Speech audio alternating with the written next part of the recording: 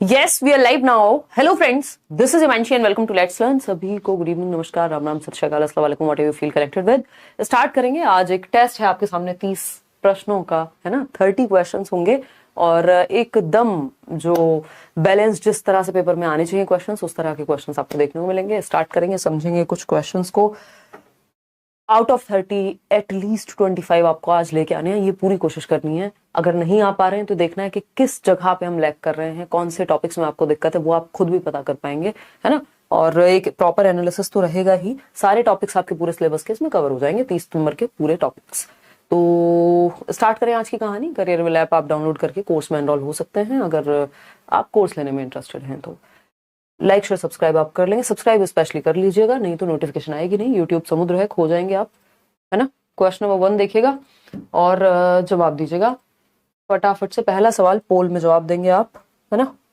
देखिएगा, development gets influenced by, यानी विकास जो है वो किससे प्रभावित होता है। पहला ऑप्शन है आपके सामने स्टूडेंट्स पर्सनल फैक्टर्स, यानी विद्यार्थी के व्यक्तिगत कारक। पर्सनल फैक्टर होते हैं एक और दूसरे होते हैं एनवायरमेंटल फैक्टर्स। चाहे वो लर्निंग हो, डेवलपमेंट हो, दोनों को प्रभावित करते ही हैं। पर्सनल फैक्टर्स में वो फैक्टर्स आते हैं जो बच्चे से व्यक्तिगत रूप से जुड़े हुए हैं, जैसे उसकी एज, उसका इंटेलिजेंस का लेवल, है ना, उसकी मेच्योरिटी का लेवल, उसका इंटरेस्ट किस चीज में है। ये पर्सनल फैक्टर्स हैं जो बच्चे से जुड़े हुए हैं। एनवायरमेंटल फैक्टर्स कौन से हैं? कैसी ट्रेनिंग मिल रही है, कैसा न्यूट्रिशन मिल रहा है, कैसी एजुकेशन मिल रही है। ठीक, तो बिल्कुल पर्सनल फैक्टर्स जो है प्रभावित करेंगे कि किस एज में आप, क्या आपके सामने चीजें आ रही हैं, किस चीज में इंटरेस्ट है, क्या आप कर रहे हैं। पर्सनल फैक्टर्स जो है मैटर करते हैं। इन्फ्लुएंस होगा, आपका जो विकास है प्रभावित होगा। स्कूल क्लाइमेट, यानी स्कूली माहौल कैसा है, क्या कॉन्ड्यूसिव एनवायरमेंट मिल रहा है आपको। कॉन्ड्यूसिव होता है, हम कहते हैं सुगम वातावरण, जिसमें आप कुछ बेहतर सीख पाए, फल फूल पाए। एक पॉजिटिव एनवायरमेंट है जहां आपको समृद्ध वातावरण मिल रहा है बेसिकली।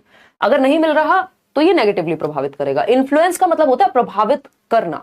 अब वो प्रभावित करना नेगेटिव भी हो सकता है, वो पॉजिटिव भी हो सकता है। तो बिल्कुल पर्सनल फैक्टर्स पॉजिटिवली भी, अगर एज के अकॉर्डिंग सिलेबस या चीजें हो रही हैं जीवन में, तो वो एक तरह से पॉजिटिवली इंपैक्ट डालेगा। अगर स्कूल क्लाइमेट पॉजिटिव है तो पॉजिटिव, अगर नेगेटिव है तो नेगेटिव इंपैक्ट डालेगा। यानी इन्फ्लुएंस जो है, प्रभावित करना जो है, वो नेगेटिव हो जाएगा बजाय कि पॉजिटिव होने के। तो दोनों ही तरह से प्रभावित किया जा सकता है। स्कूल क्लाइमेट भी प्रभावित करेगा, है ना। आपका स्कूल ऐसी जगह है जहां शोर ही आता रहता है हर टाइम, आप टीचर की आवाज नहीं सुन पाते, तो क्या हुआ, गड़बड़ हो गई। सोशल फैमिलियल इन्फ्लुएंसेस, जिस समाज और जिस परिवार से आप आ रहे हैं, तो सामाजिक और पारिवारिक प्रभावों से भी आपके विकास पे प्रभाव पड़ता है। बात सही है या नहीं है? बिल्कुल सही है, ठीक है ना, कोई दिक्कत नहीं है। बहुत बढ़िया नेहा। तो ये तीनों ही बातें क्या करती है, इन्फ्लुएंस करती है व्यक्ति के विकास को भी और ऑफकोर्स उसके सीखने को भी। तो तीनों ही सही हो गए, किसी को भी नेगेटिव नहीं मान सकते, इसलिए फर्स्ट, सेकंड और थर्ड तीनों ही सही है, जो कि 86% लोग दे भी पा रहे हैं जवाब। ठीक है, इतनी बात, या कोई दिक्कत परेशानी है इस बात को समझने में? कोई दिक्कत नहीं है। ठीक, सिर्फ एक क्यों, जब दूसरा भी सही है, तीसरा भी सही है, तो फिर 2 क्यों, तीनों सही होने चाहिए। तो D option should be the right answer. आगे बढ़ेंगे क्वेश्चन नंबर 2 पर। क्वेश्चन नंबर 2 की अगर हम बात करते हैं तो क्वेश्चन नंबर 2 कहता है असर्शन, यानी एक कथन है और उसका रीजन यानी कारक दिया हुआ है। ये क्वेश्चंस खूब आते हैं ऑनलाइन एग्जाम में, ऑफलाइन में भी इस बार आ सकते हैं क्योंकि ये नए तरह के क्वेश्चंस हैं।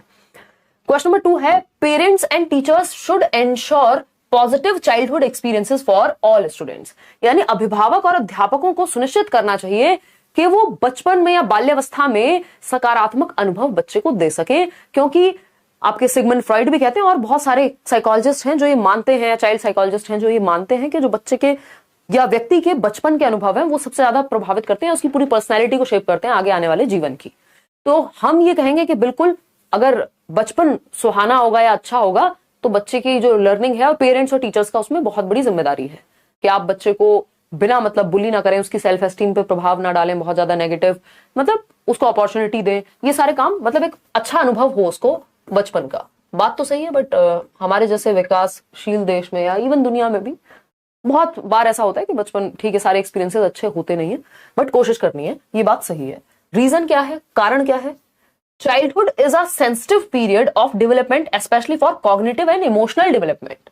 वही जो बाल्यावस्था है, बाल्यावस्था कब से कब तक हम मान रहे हैं? 2 वर्ष से लेकर 12 वर्ष तक, जिसमें अर्ली चाइल्डहुड है 2 से 6 वर्ष और 6 से 12 वर्ष है आपकी लेटर चाइल्डहुड।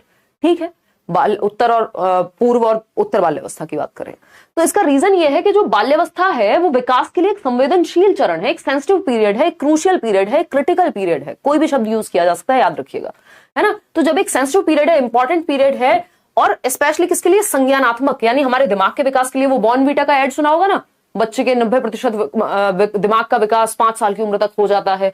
मतलब जो हमारा संज्ञान है, कॉग्निटिव, हमारी thinking, reasoning, problem solving, decision making, इन सब पे यानी हमारे ब्रेन का डेवलपमेंट जो है बहुत क्रूशियल टाइम है बाल्यावस्था उसके लिए। इमोशनल डेवलपमेंट यानी हमारे इमोशंस, अगर हमने बचपन में बहुत मारपीट या बहुत ही सेक्सुअल अब्यूज किसी ने देखा है या कुछ और, आप युद्ध वाली जगह पे रह रहे थे, मान लीजिए इस समय पे आप सीरिया में हैं, और जो लोग आप बाद में उनकी कहानियां सुनेंगे बड़े होकर उन बच्चों की, तो आपको एक अलग इमोशनल एस्पेक्ट देखने को मिलेगा। तो जो हमारा संज्ञान है और जो हमारे संवेग है, हमारे इमोशंस हैं, जैसा हम महसूस कर रहे हैं, वो बहुत ही महत्वपूर्ण पीरियड होता है बाल्यावस्था उन दोनों के लिए ही, कि उनका ठीक से विकास हो, बैलेंस्ड हो पाए चीजें।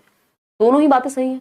92% लोग सही जवाब भी दे पा रहे हैं। तो आपका वैसे भी अक्कड़ बक्कड़ बम्बे बो वाला जो है जवाब रहता है कि कुछ समझ ना आए तो बोथ है नारा ट्रू कर दो, बट सारे क्वेश्चंस में ये लागू नहीं होता, तो ध्यान से करना है, ठीक है ना। हाँ, जैसे अभी मणिपुर में है कोई, तो सिचुएशंस क्या हो गई, डिफिकल्ट हो गई। तो A option is the right answer यहाँ पे, बोथ है A and R true and R is the correct explanation. Question number 3 देखिएगा एक बार। क्वेश्चन नंबर 3 क्या कहता है, विच स्टेटमेंट इज करेक्ट। ये ध्यान से पढ़ लेना, अगर यहां आई एन इन लिखा होता और ये इनकरेक्ट हो जाता तो जवाब तुरंत बदल जाता, ठीक है ना। Which statement is correct about the socialisation of very young children, यानी बहुत छोटे बच्चे। बहुत छोटे बोले तो 3 वर्ष, 4 वर्ष, 6 वर्ष, तो बहुत छोटे बच्चों के लिए सामाजिकरण के संदर्भ में कौन सा कथन सही है। सही नहीं है नहीं लिखा है, सही है, पढ़ के समझना जरूरी है, आधा काम वहीं खत्म है। स्कूल प्राइमरी एजेंसी होता है, स्कूल तो सेकेंडरी एजेंसी होता है, गलत हो गया। Family is the primary agency, हाँ बिल्कुल, जब छोटे बच्चे हैं और सबसे पहले जो है प्रमुख कह लीजिए, या हम कहेंगे प्राथमिक संस्था जो है, पहली संस्था कि आप दुनिया की समझ, दुनिया में कैसे रहते हैं, उसको सामाजिकरण कहते हैं। दुनिया के तौर तरीके, नियम, कायदे, कानून सीखना, वो सामाजिकरण की प्रक्रिया में है कि मनुष्य एक सामाजिक बीइंग प्रॉपर बन पाता है। तो ये क्या है, फैमिली इसमें प्राइमरी रोल या प्राइमरी एजेंसी है, प्राथमिक वाहक है सामाजिकरण की, बात ठीक है। Peer group is the primary agency, देखिए परिवार के बाद है जो भी है, फिर स्कूल सेकेंडरी है, नेबरहुड भी अगर स्कूल के साथ आ रहा है तो सेकेंडरी हो जाएगा। Print media is the primary, नहीं भाई सेकेंडरी होगा प्रिंट मीडिया, तो फैमिली प्राइमरी होती है, बाकी सब साइड में। तो B option is the right answer, जो कि आप लोग जवाब सही दे भी पा रहे हैं। क्वेश्चन नंबर 4 देखिएगा एक बार। मिक्स्ड क्वेश्चंस रहेंगे, ऐसा नहीं होने वाला कि बस मुश्किल क्वेश्चन या बस आसान क्वेश्चन, ना पेपर में ऐसा कभी होता है। देखिएगा क्वेश्चन नंबर 4 देखिएगा, ऐसा लग सकता है आप लोगों को कि इजी लगे कुछ क्वेश्चंस, क्योंकि तैयारी अगर अच्छी होती है तो हमें आसान लगती है चीजें। According to Jean Piaget's theory of cognitive development, at which stage do children begin to understand that objects do not cease to exist when they are out of sight? यानी जीन पियाजे के संज्ञानात्मक विकास के सिद्धांत के अनुसार बच्चे किस चरण में यह समझने लगते हैं कि वस्तुओं के आंखों से ओझल हो जाने से उनका अस्तित्व खत्म नहीं हो जाता। यानी पिताजी अगर शहर में नहीं है तो इसका मतलब ये नहीं है कि पिताजी टाटा बाय बाय फिनिश, या है ही नहीं दुनिया में, है ना। समझ पा रहे हैं ना बात को। या फिर कोई ऑब्जेक्ट है, कोई खिलौना है, अगर वो आंखों के सामने नहीं है तो ऐसा नहीं है वो खिलौना एग्जिस्ट नहीं करता, या मम्मी अभी कुछ देर के लिए बाहर गई है तो मम्मी एग्जिस्ट नहीं करती हैं। मतलब out of sight out of mind नहीं होता। आपको पता है जब इसका लैक पूछे, यानी इस चीज की कमी कब होती है, तब भी सेम आंसर है, और जब ये अचीव हो जाता है तब भी सेम आंसर है। आंसर क्या है, सेंसरी मोटर स्टेज। पता नहीं आप लोग इसमें क्यों गलती करते हैं, ये हर साल सवाल आता है और हर साल मैं देखती हूं कि लोग गड़बड़ करते हैं। बी ऑप्शन क्यों लग रहा है आपको भाई, अचीवमेंट भी इसी स्टेज में है। इसको क्या कहते हैं, ऑब्जेक्ट परमानेंस कहते हैं, कि ऑब्जेक्ट जो है वो परमानेंट हो गया बच्चे के दिमाग में, यानी उसको पता चल गया कि कोई भी ऑब्जेक्ट परमानेंट है, मतलब मेरे सामने नहीं है तब भी वो चीज एग्जिस्ट करती है ना। तो शुरुआत में जब 8 महीने तक लगभग ये चीज नहीं पता होगी बच्चे को, कोई चीज उसके सामने नहीं है, वो उसके बारे में या उसके लिए नहीं रोएगा, उसको लगेगा खत्म, सामने नहीं है, एग्जिस्ट नहीं करती, out of sight out of mind हो गया। लेकिन 8 महीने के बाद ये चीज अचीव होनी शुरू हो जाती है, और इस स्टेज के अंत तक आते आते ऑब्जेक्ट परमानेंस पूरी तरह से आ चुकी होती है। चलती रहती है आगे प्रक्रिया, लेकिन यही वो स्टेज है जिसमें ऑब्जेक्ट परमानेंस अचीव भी होती है और लैक भी होती है। अगर पूछे वस्तु स्थायित्व के गुण की कमी, तब भी जन्म से 2 वर्ष ही आंसर है, और वस्तु स्थायित्व का गुण कब आ जाता है तब भी यही आंसर है, क्योंकि इसी स्टेज के अंत तक आते आते ये गुण आ जाता है और इसी स्टेज की शुरुआत में इसकी कमी होती है। तो कृपा करके प्री ऑपरेशनल स्टेज इसमें ना लगाएं जब भी बात किसकी हो रही है, ऑब्जेक्ट परमानेंस की हो रही है। कॉन्क्रीट ऑपरेशनल का कोई नाता है ही नहीं, 7 से 11 वर्ष, फॉर्मल ऑपरेशनल 11 से 15 वर्ष। पियाजे की 4 स्टेजेस हैं, SPCF आपको याद रखना है। चलिए खैर आगे बढ़ते हैं, ए ऑप्शन यहां सही था। क्वेश्चन नंबर 5 देखिएगा, आज थोड़ा स्पीड में जवाब देने, फटाफट से पोल आएगा और फटाफट से जाएगा। क्वेश्चन नंबर 5 देखिएगा, a child playing with pebbles, यानी एक बच्चा है जो वो पिट्ठू नहीं होते, कंकड़ों से खेल रहा है, पिट्ठू से खेल रहा है, ठीक। Discovers that 2 sets of 2 pebbles each add up to a total of 4. This experience of the child is best termed as, यानी एक बच्चा है जो कंकड़ों से खेलते हुए या पिट्ठू से खेलते हुए, सबने खेला है बचपन में, एक बच्चा यह खोजता है कि दो कंकड़ों के दो समूह मिलकर चार कंकड़ों का एक समूह बनाते हैं। यानी जब मेरे पास दो पिट्ठू हैं यहां रखे हुए, दो हैं यहां, ऐसे ही करते थे ना उछाल के, बड़ा खेलने में मजा आता था। तो अगर हम बात करते हैं तो इस दो के सेट को और इस दो के सेट को अगर हाथ में उछाल के दो आ गए और फिर दो और ले लिए साथ में तो चार बन गए। यानी इन दो और दो का सेट मिलकर के चार बनाता है। इसीलिए पियाजे कहते हैं कि बच्चा लिटिल साइंटिस्ट है, नन्हा वैज्ञानिक है, एक्टिव बिल्डर ऑफ नॉलेज है, क्योंकि वो अपने एनवायरमेंट से अपने दिमाग की, अपनी दुनिया की समझ बना रहा है। अब उसको पता चल रहा है दो और दो मिलकर के चार होते हैं। अब ये क्या है, अब उसको पता है कि ये वैसे तो दो का सेट ये है और दो का सेट हो सकता है ये दूर रखे हो, लेकिन फिर भी मिलकर के क्या बनाते हैं, ये चार बनते हैं।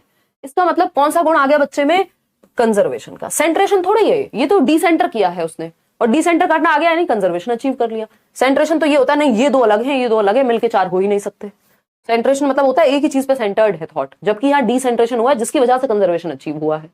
बात सही है कि नहीं है, बताओ फटाफट से, फटाफट बताओ। हाँ मैं तो आज भी खेल लेती हूँ, दीपशिका कह रही है, बहुत बढ़िया दीपशिका, मैं भी कभी खेलूंगी, गोवा जाऊंगी एक दिन और मैं ये खेलूंगी, लेकर के जाऊंगी, वहां नहीं होते होंगे तो। बस ऐसा फील आया कि मतलब समुद्र के आसपास खेला जा सकता है। चलिए खैर कोई बात नहीं, ये गोवा के प्लान्स लोगों के बनते रह जाते हैं, जीवन चला जाता है, गोवा नहीं जा पाते हैं, बट मैं जाऊंगी एक दिन। देखिएगा ईगो सेंट्रिज्म की अगर हम बात करें, आत्म केंद्रीयता, यानी सेल्फ सेंटर्ड है बच्चा। सेल्फ सेंटर्ड होता तो यहाँ पे सेल्फ सेंटर, खुद को सेंटर से हटा करके वो बाहर की चीजों को सेंटर में रख पा रहा है यहाँ। तो ऐसा नहीं कि उसको जो पसंद है वही सबको पसंद होना चाहिए, ठीक है ना, बात एकदम सही है तालेब, ठीक।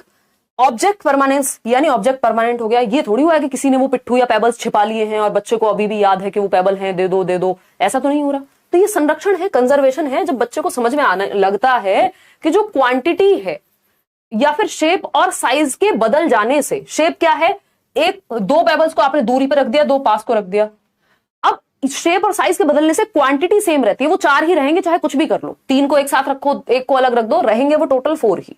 तो ये कंजर्वेशन है, संरक्षण है। ए option is the right answer. और कब आता है कंजर्वेशन, कोई बताना पसंद करेगा, किसी की इच्छा हो रही है कंजर्वेशन को बताने की, कब आता है कंजर्वेशन, आपको पता है, concrete operational, C for conservation, C for concrete operational, मूर्त संक्रियात्मक अवस्था, 7 से 11 वर्ष, तीन चीजें एक साथ आती हैं।